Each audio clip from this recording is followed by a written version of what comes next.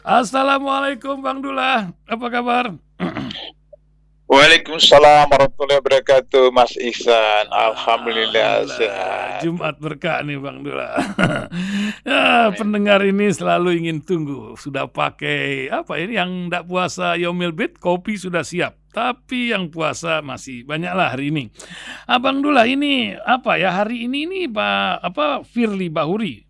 Entah kita bisa sebut mantan ketua KPK atau yang terpidana atau belum tersangka ya akan diperiksa. Nampaknya seperti yang Bang Dullah sering bilang, kalau sebuah kisah dari kegiatan ini tidak pernah sendirian.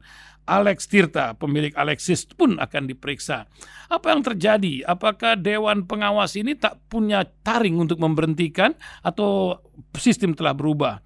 Dan juga tentang masalah pemilu, bocorlah inilah itu, bahkan Bawaslu itu macam tak dilihat oleh KPU ya, berawal dari heng-hong data. Ini apa yang akan terjadi di depan muka? Kecurangankah atau apa? Belum lagi urusan ngamuknya dua partai ini, dua tokoh ya. Banteng ini nampaknya ibunya ini sudah macam tak pula melihat lagi urusan Rocky Gerung dengan kalimatnya. Yang nampaknya menjadi urusan polisi dicabut pula itu katanya Bang Rocky, urusan bajingan tolol apa kalau enggak salah gitu.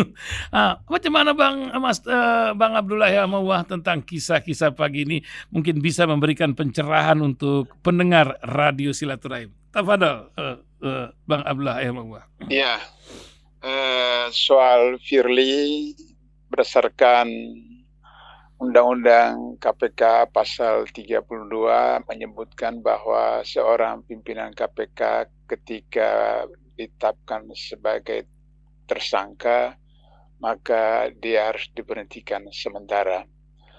Diberhentikan sementara berarti kemudian dia tidak boleh melakukan lagi kegiatan apapun berkaitan dengan KPK.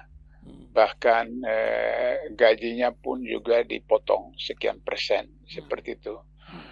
Tapi ketika statusnya sudah menjadi terdakwa, maka kemudian dia diberhentikan tetap. Nah, jadi keliru kalau misalnya ada yang mengatakan bahwa kalau sudah di pengadilan, kalau ternyata bebas bisa kemudian kembali lagi. Itu keliru karena memang ada putusan MK yang mengatakan bahwa ketika masih status terdakwa belum dipecat, nanti sampai kepada keputusan berlaku tetap, yaitu putusan MA, baru kemudian diberhenti tetap. Tapi kemudian undang-undang KPK setelah diamandemen, maka kemudian putusan MK itu dianulir. Jadi sama dengan undang-undang KPK yang lama, undang-undang KPK yang baru itu juga tetap menetapkan bahwa ketika tersangka statusnya diberhentikan sementara, ketika sudah masuk dalam status terdakwa itu diberhentikan secara permanen, seperti itu. Nah, itu harus saya clearkan dalam soal ketentuan status seorang pimpinan KPK. Nah, kemudian kalau misalnya Dewas dianggap itu tidak mampu atau apa, pertama memang Dewas ini diangkat oleh Presiden, sehingga dengan begitu maka ya kata orang Indonesia itu eu pakeu dengan Presiden, sementara Firly itu orangnya Presiden, seperti itu. Sehingga dengan begitu maka Dewas tidak bisa berbuat banyak. Tapi memang Presiden Jokowi ini luar biasa.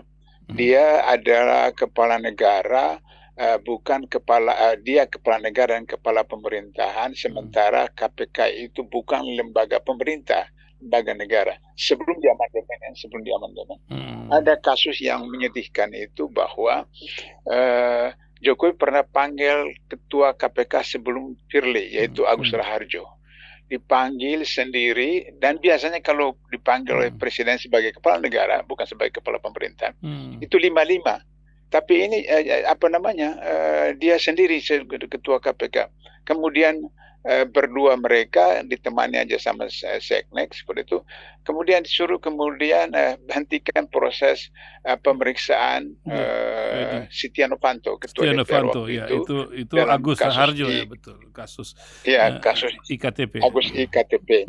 Nah, sehingga kemudian Agus Raharjo mengatakan tidak bisa karena sudah sprindik, sudah diterbitkan seperti itu.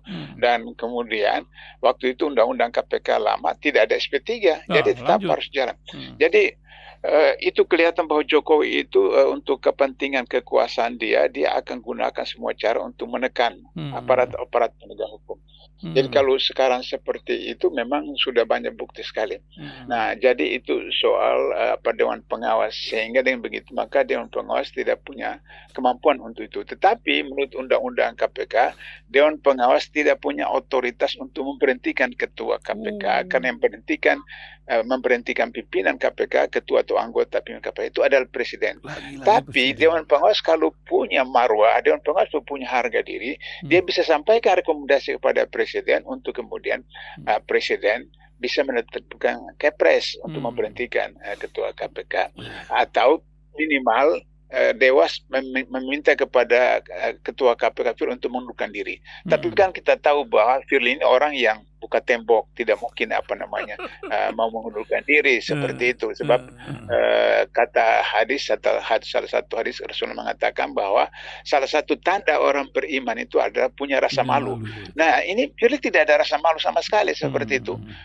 Itu jadi soal KPK dan Firly. Nah, mudah-mudahan dengan sudah dipanggilnya hari ini, itu bisa kemudian Polda Jaya langsung menetapkan ditahan dia karena itu kewenangan otoritas penyidik. Berdasarkan KUHP, seseorang ditahan itu karena pertama takut melarikan diri, yang kedua menghilangkan barang bukti, yang ketiga mengulangi lagi seperti itu. Tentu saja Firly tidak bisa lari ke luar negeri karena sudah dicekal. Tapi bisa saja kemudian Firly mutar-mutar di dalam negeri seperti Harun Masiku, seperti begitu misalnya kan, seperti itu. Seperti itu. Jadi saya berharap bahwa hari ini Polda sudah bersifat tegas. Saya sudah berapa hari lalu dengan beberapa teman-teman sudah gundul kepala. Saya sekarang sudah gundul kepala karena sudah ditetapkan sebagai tersangka. Tetap tersangka. Nah, mudah-mudahan hari ini bisa ditangkap, Jumat Keramat bisa ditahan seperti itu. Itu tapi soal tidak pernah sendirian ya, Pak Bang Dula sering bilang sebuah kegiatan macam ini dia tidak pernah sendirian. Apa benar gitu, Bang Dula? Bagaimana? Ketika tindakan macam beginilah ya, korupsi atau apa sejenisnya, dia tidak pernah sendirian, dia akan merembet ke berbagai ini apa gimana? Iya. Ya, itu yang selalu saya katakan bahwa kalau pasal 362 KUHP pencurian itu bisa dilakukan oleh seseorang sendirian, bisa mencuri buah, mencari sepeda, mencuri mencuri motor, itu bisa. Tapi kalau korupsi tidak ada. Tidak ada rumusnya orang bisa melakukan korupsi sendirian, harus bersama-sama. Nah, karena itu maka Polda Jaya juga memanggil beberapa saksi dari pimpinan KPK nanti, dan itu setidak-tidaknya menurut teman-teman alumni KPK ada paling tidak dua orang pimpinan KPK yang sekarang itu yang bisa terseret seperti itu, karena ini kan kasusnya sudah dari 2020. 2020 berarti kan itu sudah hampir 3 tahun kan. Nah, masa pimpinan KPK yang lain tidak tahu menau seperti itu. Nah, seperti itu. Jadi oleh karena itu maka tentu saja diharapkan Polda Jaya itu bisa tegas. Tapi memang Firly ini jago. Dia kemudian panggil KPK panggil Suryo dari Jogja itu. Dari Jogja itu Suryo itu pengusaha. Nah, kenapa? Karena waktu kasus itu terjadi itu Daryoto itu Kapolda Jogja. Jadi macam kartu truf gitu ya. Jadi ini soal tarik menarik ini, soal sandra menyandra ini. Jadi sehingga kemudian mau nyeret Daryoto, bagaimana caranya kasus Suryo ini ditarik oleh KPK, sehingga kemudian nanti diharapkan Daryoto bisa diseret seperti itu. Tapi bagi saya siapapun, apakah Daryoto, Fir atau pimpinan KPK yang lain sekarang itu, asal kalau salah tetap harus diproses. seperti tidak peduli dia teman atau kawan dan seterusnya. Saya waktu penasihat KPK waktu itu ada kasus seorang menteri, kemudian pimpinan KPK beritahu saya, Pak Abdullah, gimana orang ini kalau mau ditahan, karena orang ini, menteri ini alumni HMI, jadi mereka tahu saya mantan ketua BHMI, kemudian diminta pertemuan saya bilang, saya tidak peduli, pokoknya siapa saja, saudara saya, ke teman, ke apa saja, asal sudah memenuhi unsur, proses saja, tangkap saya, tidak peduli seperti itu. Nah, karena ya saya ingat pada hadis Rasulullah, demi Allah jika Fatimah binti Muhammad mencuri, pasti potong tangan. Jadi itu persoalan seperti itu. Oke, itu persoalan yang ini masalah pemilu curang ini karena bocor ke Bawaslu KPU. Silakan Bang. Iya, Bang. Yang kedua, saya sering mengatakan di mana-mana, termasuk kepada mahasiswa saya, bahwa tidak ada pemilu di dunia itu yang tidak curang. Termasuk Amerika yang negara bapak demokrasi saja curang pilpresnya seperti itu.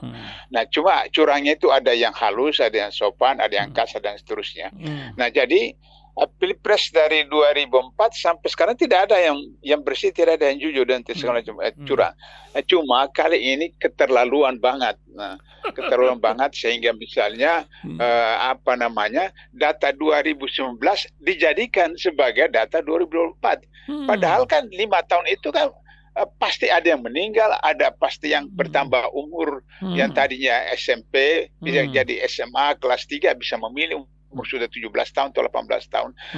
Kemudian ada yang pindah kampung, pindah tempat, pindah alamat sehingga berubah. Tapi itu sekarang tidak digunakan data-data 2019. Sehingga itu luar biasa manipulasinya. Saya berikan contoh, saya sudah pernah katakan di berbagai kesempatan, di Depok saja ada satu TPS itu 10 nama yang sama, nomor niknya sama, berulang 10 kali seperti itu. Kemudian di Jakarta Timur itu ada 100 nama yang berulang seperti itu. Jadi orang yang sudah meninggal masih ada namanya, orang yang belum berumur 17 tahun dimasukkan dan seterusnya, dan nomor-nomor ganda. Jadi kecurangan luar biasa. Kenapa? Karena saya punya mahasiswa pasca sarjana di Lubulingga pernah cerita di anggota KPUD kabupaten. Dia cerita, Pak, kalau yang terpilih jadi KPU, Bawaslu, KPUD, itu semua sudah ada deal. Kalau tidak deal, nggak terpilih jadi anggota KPU, KPUD. Nah, itulah yang kita lihat bukti kemarin bahwa ketua KPU ini berjalan bersama-sama dengan perempuan ketua partai apa ke Jogja kemana-mana. Tidak dipecat, hanya diberikan sanksi seperti itu. Nah, karena memang mereka orang Jokowi, orang presiden untuk memenangkan Jokowi seperti itu.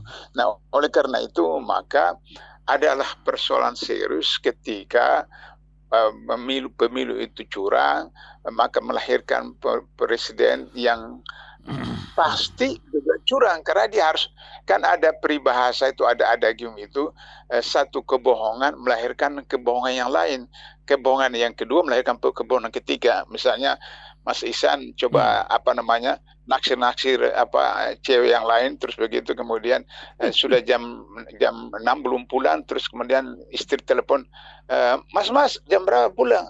Nanti kenapa ada rapat, padahal tidak rapat seperti itu.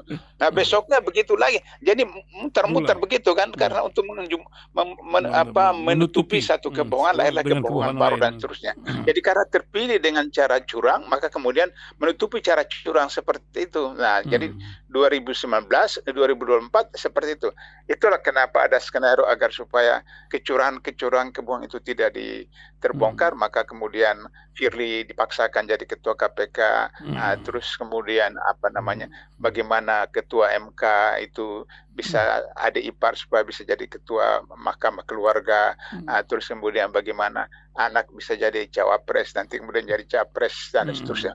Jadi itu proses-proses begitu yang mengakibatkan pemilu seperti itu. Oleh karena itu maka di dalam beberapa tulisan saya, buku saya, salah satunya cara untuk menyelamatkan negara ini kita kembali kepada Undang-Undang 45 yang asli. Undang-Undang 45 yang asli itu maka kemudian presiden, wakil presiden itu dipilih oleh MPR. Kenapa dipilih oleh MPR? Karena sila keempat Pancasila itu kerakyatan yang dipimpin oleh hikmah kebijaksanaan dalam permusyawaratan perwakilan itu diusulkan oleh Haji Agus Salim. Ketika saya tanya kepada Pak Nasir, Pak Saprudin, Pak Burhan Harap, kenapa Agus Salim mengusulkan sila keempat itu? Karena Agus Salim merujuk kepada kasus Umar Ibn Khattab. Ketika kasus Umar Ibn Khattab dalam keadaan luka sekarat, beliau tidak menemukan orang seperti Abu Bakar menemukan dirinya, maka kemudian Umar menunjuk formatur 6 orang. 6 orang itu dan mereka musyawarah wa amru syura bainum menentukan Utsman jadi khalifah. Nah, itu sehingga sebenarnya pola waktu Orde Baru MPR bersidang memilih presiden sudah benar. Cuma anggota-anggota MPR itu dia memiliki kualifikasi sebagai orang yang beriman bertakwa sehingga akhirnya kemudian dia lagi selama 32 tahun seperti itu. Nah itu. Jadi kalau sekarang itu misalnya kalau kembalikan kepada Undang-Undang 45 asli, kalau masih ada korupsi atau money politik, KPK bisa tangkap seperti itu. Kalau sekarang sekian juta orang, 1 juta, bagaimana KPK mau tangkap seperti itu. Nah itu soal pemilu luar biasa. Yang terakhir masalah ini saya banteng ngamuk nih nonton nonton banteng banteng ngamuk mengekspresikan banteng ngamuk-ngamuk seperti itu. Tapi saya ditanya sama beberapa teman, saya bilang ya ini lucu, maling teriak maling kayak begitu. Ya, jadi kemarin 2019 itu siapa yang pemain? Kan PDIP 2014, 2019 kan PDIP yang berperanan, yang mengajukan, yang mencalonkan, kemudian memanipulasi suara dan seterusnya. Lantas kemarin kenapa sekarang baru kemudian marah-marah seperti itu? Jadi akhirnya ya maling teriak maling. Tapi katakanlah bahwa kalau betul itu karena dendam atau marah kepada Jokowi yang mengkhianat seperti itu, ya sebenarnya kan gampang saja. PDIP pertama memecat Jokowi dari anggota PDIP, kedua PDIP narik 7 menterinya dari kabinet, selesai seperti itu. Nah, kalau begitu, maka kemudian apakah itu berpengaruh kepada menteri-menteri yang lain sehingga kemudian mendorong agar supaya DPR itu mengajukan mosi tidak percaya atau pemakzulan kepada MK.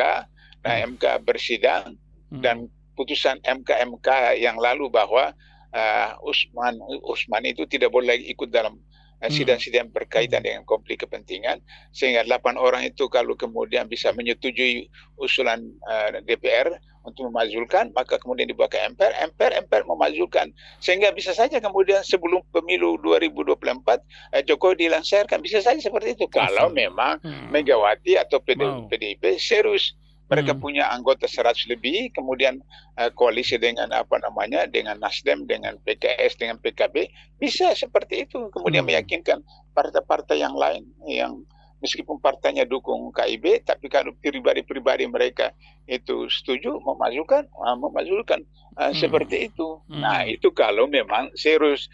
Takutnya ini cuma kemudian drama Korea saja, sehingga kemudian akhirnya kemarin di KPU itu lihat Gibran menggendong Megawati kan, ada di KPU itu. Katanya marah-marah berantem, tapi Megawati digendong sama Gibran seperti itu kan, sehingga kemudian jangan-jangan ini cuma drama Korea aja seperti itu. Nah itu barangkali soal marah-marahnya Mbak Banteng. Begitu Terakhir Bang Dullah, ini 212 hari Jumat besok, bagaimana Bang Dullah, hadir nggak tahajud di Monas gitu? Ini kan katanya ada 1 juta. Insya Allah kalau tidak hujan saya datang insya Allah dengan istri. Dengan istri juga keluarga. Oke, sampai bertemu di sana. Pesan terakhir buat pendengar Radio Selatan di Hikmah Jumat ini. Biasanya Bang Dullah kasih pesan buat kita. Apa pesan Bang Dullah di awal bulan Desember ini, Bang Dullah? 100 hari menjelang Ramadan. Iya, jadi semua problem negara ini, semua problem pemerintah, semua problem rakyat ini diawali dengan ketidakjujuran. Oleh karena itu maka Rasulullah pada masa remaja kecil disebut Al-Amin, orang yang dipercaya. Nah, jadi jujur itu jujur terhadap diri sendiri, jujur terhadap orang lain, jujur terhadap lingkungan.